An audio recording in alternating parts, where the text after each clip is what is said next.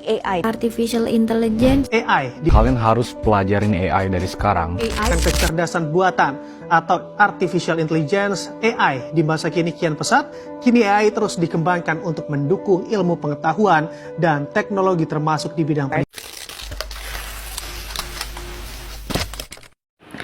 Halo teman-teman semuanya, perkenalkan nama saya Nima Degia Venidiana dengan NIM 125400015 dari Program Studi Teknik Telekomunikasi Institut Teknologi Sumatera. Nah teman-teman kepo nggak sih hari ini aku mau ngebahas video apa? Jadi pada hari ini aku mau ngebahas video tentang AI atau Artificial Intelligence. Nah, tujuan dari video ini adalah untuk memberikan pemahaman dasar mengenai apa itu AI, bagaimana konsep dasarnya, contoh penerapannya dalam kehidupan sehari-hari, serta bagaimana menggunakan AI. Kita masuk ke over materi ya teman-teman. Nah, materi yang kita bahas itu, yang pertama ada pengertian AI dan konsep dasarnya. Yang kedua ada aplikasi AI dalam kehidupan sehari-hari. Yang ketiga ada tools AI untuk produktivitas. Yang keempat ada etika penggunaan AI dan literasi digital. Yang kelima ada dampak positif dan negatif AI. Yang keenam tips menggunakan AI secara bijak dan efektif. Yang ketujuh praktik dan studi kasus. Dan yang terakhir adalah kesimpulan. Kita masuk bagian apa itu AI. AI atau Artificial Intelligence adalah cabang ilmu komputer yang mempelajari bagaimana membuat sistem atau mesin yang mampu meniru kecerdasan manusia seperti belajar, berpikir, mengambil keputusan, dan memecahkan masalah. Dalam AI terdapat dua konsep teman-teman, yaitu machine learning dan deep learning. Apa sih bedanya dua ini? Machine learning adalah metode di mana sistem belajar dari data tanpa diprogram secara eksplisit. Sedangkan deep learning merupakan bagian dari machine learning yang menggunakan jaringan saraf tier 1 dengan banyak lapisan. Lanjut, kita masuk bagian aplikasi AI dalam kehidupan sehari-hari. Tanpa kita sadari ya teman-teman, AI itu sudah sangat dekat dengan kehidupan kita loh teman-teman. Contohnya, fitur rekomendasi di YouTube dan TikTok, asisten virtual seperti Google Assistant dan Siri, sistem navigasi seperti Google Maps, serta filter spam pada email. Di bidang pendidikan, AI membantu siswa dalam memahami materi. Di bidang kesehatan, AI digunakan untuk membantu diagnosa penyakit. Sedangkan di bidang bisnis, AI membantu analisis data dan pelayanan pelanggan. Jadi teman-teman, aplikasi AI itu sangat penting banget ya untuk membantu kita dalam kehidupan sehari-hari. Contoh, kita sebagai mahasiswa, apalagi kos. Kita sebagai mahasiswa pasti dong pernah yang ngalamin susah gitu ya teman-teman, susah untuk mengerjakan tugas, bingung gimana jawabnya. Terkadang kita perlu loh untuk meminta bantuan kepada AI untuk membantu jawab pertanyaan dari kita. Apalagi kalau kita udah sakit, pasti kita bingung kan kalau mau kemana. Ke rumah sakit pun kadang masih bingung gimana kesananya. Nah, jadi kita pasti minta bantuan dong kepada AI untuk penanganan pertama nih. Kayak misalnya udah sakit kepala atau kita kira-kira nggak enak badan, terus apa ya penanganan utamanya supaya mereda bisa sampai besok. Kan kita nggak tahu ya teman-teman, kalau misalnya kita itu udah sakitnya tengah malam terus kita bingung kan mau kemana. Jadi kita bisa dibantu atau meminta tolong kepada aplikasi AI. Lanjut ya teman-teman, kita masuk bagian tools AI untuk produktivitas. Saat ini terdapat berbagai tools AI yang dapat meningkatkan produktivitas loh teman-teman, seperti ChatGPT, Claude, and Gemini. Contohnya ChatGPT dapat digunakan untuk membantu membuat rangkuman materi, menyusun laporan, atau mencari ide. Claude and Gemini juga dapat membantu dalam analisis teks, pembuatan konten, serta menjawab pertanyaan dengan cepat. Jadi ChatGPT itu sangat sangat terpengaruh ya teman-teman, untuk mahasiswa, guru, atau lain sebagainya ya teman-teman. Nggak hanya siswa dan mahasiswa, guru doang ya teman-teman, ataupun dosen.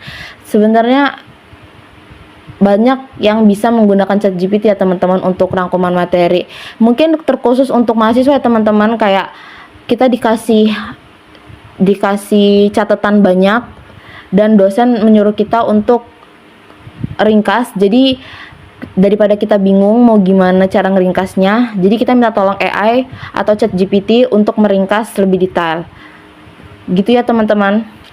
Lanjut, kita masuk ke etika penggunaan AI dan literasi digital. Nah, kita masuk di etika penggunaan AI dan literasi digital.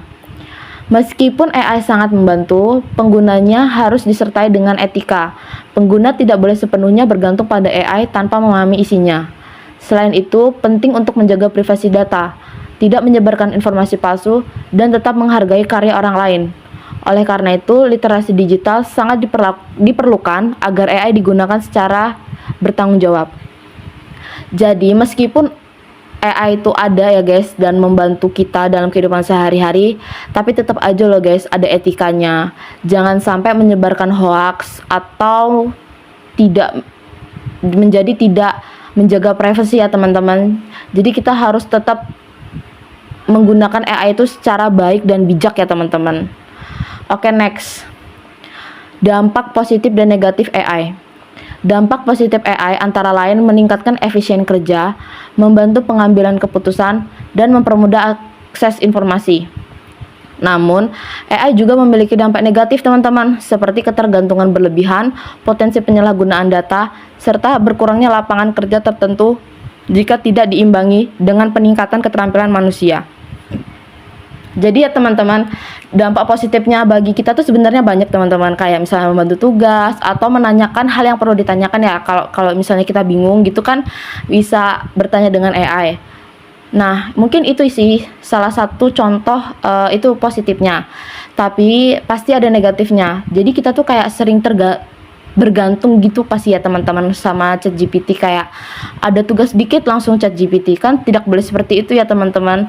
Jadi kita harus menghilangkan negatif-negatif itu ya teman-teman. Jadi AI itu diperlukan sebaik mungkin dan tidak dipergunakan untuk yang lain hal ya teman-teman. Lanjut, tips menggunakan AI secara bijak dan efektif. Beberapa tips menggunakan AI secara bijak adalah menggunakan AI sebagai alat bantu, bukan pengganti berpikir. Selalu memeriksanya kembali hasil dari AI, serta menggunakan AI sesuai dengan kebutuhan dan tujuan. Nah, ini tipsnya ya teman-teman. Jangan terpengaruh atau jangan berlebihan menggunakan AI, karena balik lagi ke diri masing-masing ya teman-teman. Next, praktik dan studi kasus. Jadi teman-teman, di sini aku udah ada contoh soal yang akan dijawab oleh ChatGPT.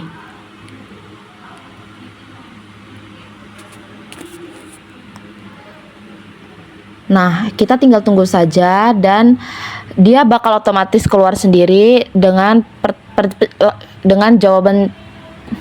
Dia akan otomatis keluar sendiri dengan jawabannya. Kita tungguin aja.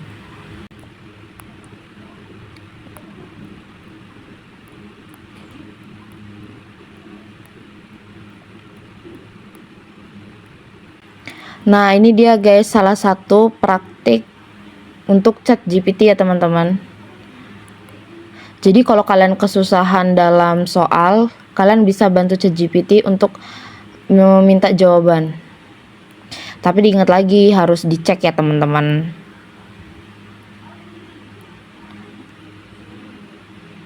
Nah, itu dia contoh ChatGPT bekerja.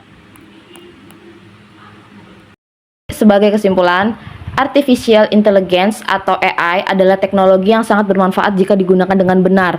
AI membantu manusia dalam berbagai aspek kehidupan, mulai dari pendidikan hingga pekerjaan. Sekian pembahasan video tentang AI pada hari ini ya teman-teman. Kalau jika suka, jangan lupa like, comment, and subscribe ya. Bye-bye.